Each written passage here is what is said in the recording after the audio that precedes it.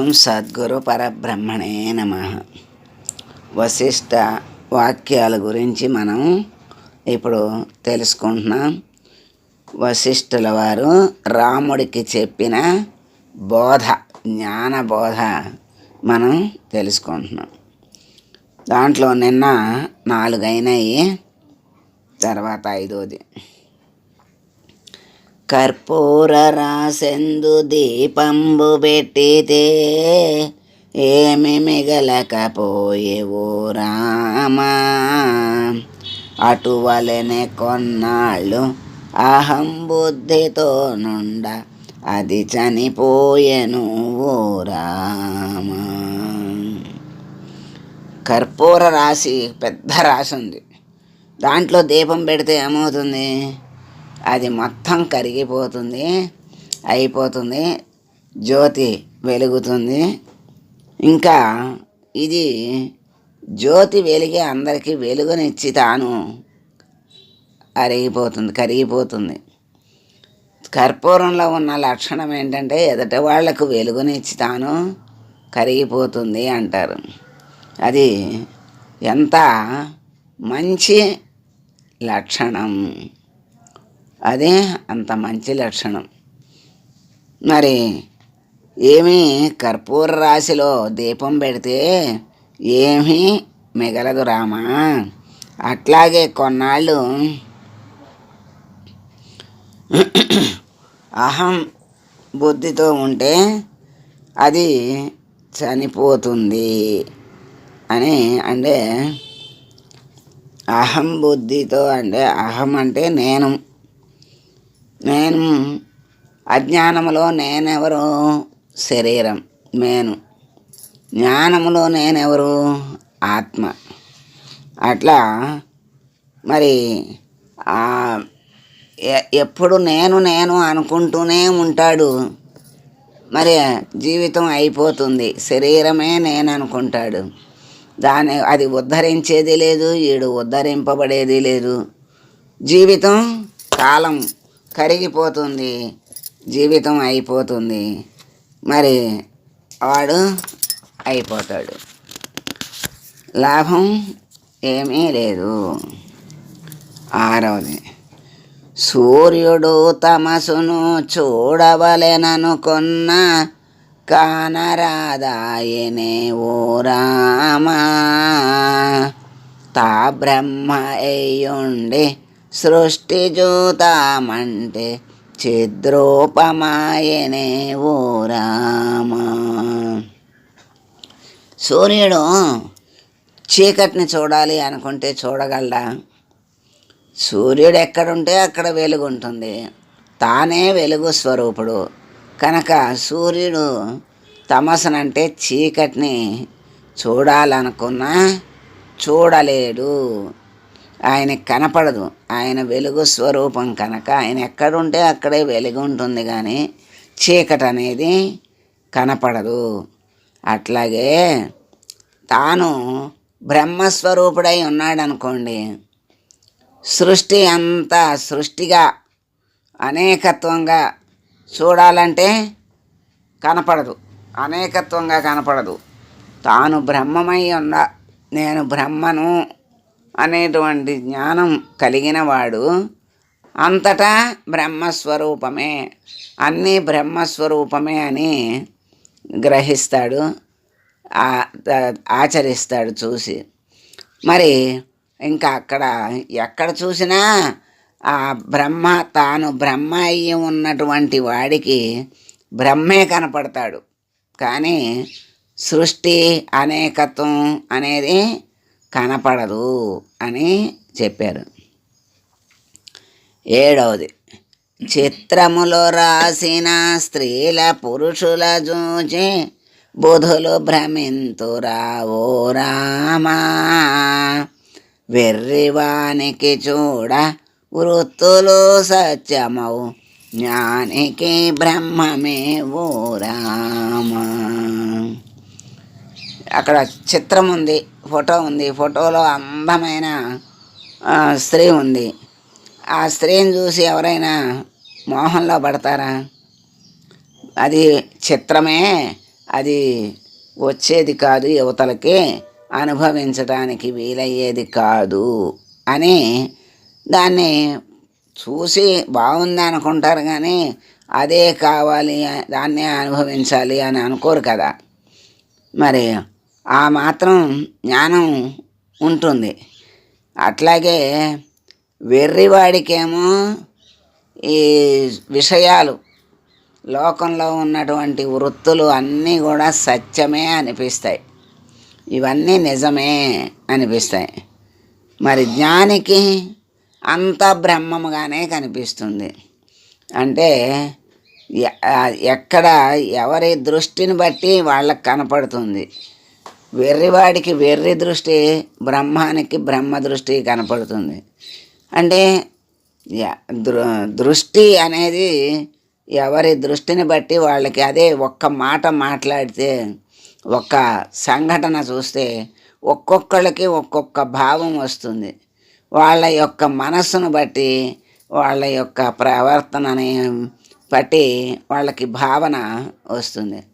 ఒకే మాట కానీ, ఒకే సంఘటన కానీ అర్థాలు అనేకంగా మారిపోతూ ఉంటాయి. అది ఎవరి మనసును బట్టి వాళ్ళకే అనిపిస్తుంది తప్ప వాస్తవాన్ని ఎవరు కూడా తెలుసుకోలేరు. అది బ్రహ్మ స్వరూపుడై ఉన్నట్టయితే అంతా బ్రహ్మముగానే కనపడుతుంది వాడికి. మరి అజ్ఞానికి అసలు బ్రహ్మం అనేది ఉన్నదని కూడా తెలియదు. ఈ వృత్తులు చూసే సృష్టిలో ఉన్నటువంటి నామరూపాలే సత్యము అనుకుంటాడు. 8 పాము కుబుసము విడిచి పశ్చాత్తాపమున పట్టుమని వెతకునావో రామా, అటువలనే విరక్తుడై విషయాలు విడచిన యోగి ఆసక్తుడు కాడు రామా. పాము కుబుసాన్ని ఇడుస్తుంది, ఇడిచి అదేమన్నా పశ్చాత్తాపడి మళ్ళీ దాన్ని వెతకటం కానీ దాన్ని మళ్ళీ ధరించాలని చూస్తుందా? అది సాధ్యమయ్యే పనే కాదు కదా. అది వెతకదు, వెతికినా అది మళ్ళీ ధరించాలంటే సాధ్యమయ్యే పని కాదు. అట్లాగే విరక్తుడై విషయాలు విడిచినటువంటి యోగి మళ్ళీ వాటి మీద ఆసక్తిని పొందడు. పాము కుబుసాన్ని విడిచి దాని యందు ఆసక్తి లేకుండా ఎలా మళ్ళీ దాని దోవన అది వెళ్ళిపోతుందో, అట్లాగే యోగి అయినటువంటి వాడు ఇక్కడ విషయాల్ని వదిలేసిన వాడే యోగి అవుతాడు. అటువంటి యోగి విరక్తుడై ఉన్నప్పుడు, వీటి యందు విరక్తి పొంది ఉన్నప్పుడు ఇంక మళ్ళా వాటి జోలికి వెళ్ళడు, వాటి మీద ఆసక్తిని చూపించడు అని చెప్తున్నారు.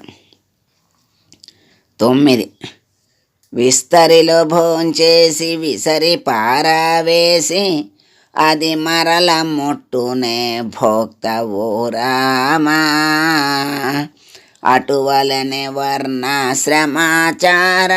మతాభిమానము గుర్తింపడా యోగి ఓ రామా. భోంచేసిన తర్వాత విస్తరకి ఎంతో విలువ ఉంది. ఆ విస్తర తీసుకొచ్చి ఎంతో విలువగా వేసి మరి నీళ్ళు చల్లి శుభ్రం చేసి అన్ని పదార్థాలు దాంట్లో పెడతారు. దానికి అంత యోగం ఉంది. అన్ని పదార్థాలు దాంట్లో పెడతారు. మరి అదేమీ తిందు. అక్కడ కూర్చున్నటువంటి మనమే తింటాం. తిన్నాక మరి ఆ ఇస్త్రాకుని అవతల పడేస్తాం. అట్లా మళ్ళీ ఆ పడేసిన ఇస్తరిని ఎత్తుక్కుని తీసుకొస్తాడా ఎవరైనా? ముట్టుకుంటాడా? అబ్బో పడేసిన దాన్ని ముట్టుకోవటం ఏంటి అంటాడు. అంటే ఇంక తిని పడేసేంతవరకే దాని యొక్క ఉపయోగం.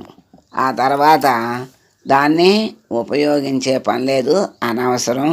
ఎవరు కూడా దాని మీద మళ్ళా ఆసక్తి చూపించడు. తిన్నవాడు వెళ్ళి మళ్ళీ ఇస్త్రాకుని ఎత్తుక్కుంటాడా?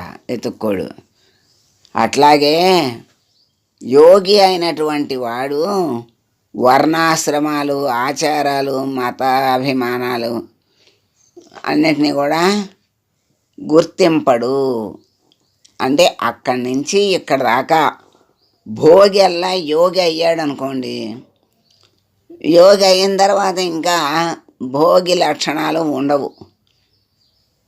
ఇప్పుడు యోగి లక్షణాలే ఉంటాయి కనుక ఇహ ఆ వర్ణాలు, ఆశ్రమాలు, మతాలు, అభిమానాలు ఇవన్నీ కూడా ఆ యోగికి ఉండవు. 10 అగ్నిహోత్రుడెప్పుడు ఉష్ణస్వరూపుడై శీతలము నెరుగునావో రామా, తన్ను తా తెలుసుండి తా బ్రహ్మమయ్యుండి దేహాల నెరుగడు రామా. అగ్ని ఉంది. ఇప్పుడు సూర్యుడు చీకటిని చూడాలనుకుంటే ఎలా చూడలేడో అట్లాగే అగ్నిహోత్రుడు ఎప్పుడూ కూడా వేడిగానే ఉంటాడు. ఆయనకి చల్లదనం అనేది ఆయనకి తెలుసా? చల్లదనాన్ని చూడాలి అంటే ఆయన వల్ల కాదు, ఆయన చూడలేడు. ఆయన ఎక్కడుంటే అక్కడే వేడి ఉంటుంది కదా. ఆయన అగ్నిహోత్రుడు ఎప్పుడు కూడా చల్లదనాన్ని తెలుసుకోలేడు. అట్లాగే రామా, తన్ను తాను తెలుసుకుని తాను బ్రహ్మమై ఉన్నటువంటి వాడు దేహాలని ఎరగడు. అంటే ఇది దేహాల జోలికి, అంటే దేహ భ్రాంతిని పొందడు.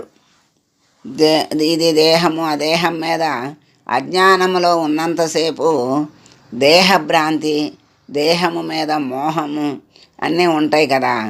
ఇప్పుడు యోగి అయినటువంటి వాడికి, తాను బ్రహ్మమై ఉన్నటువంటి వాడికి అంతా బ్రహ్మముగానే కనపడుతుంది. కానీ అది దేహము, ఇది అందము, అది విషయము, ఇది బాగుంది, అది బాగుంది అనే విషయాలు ఉండవు.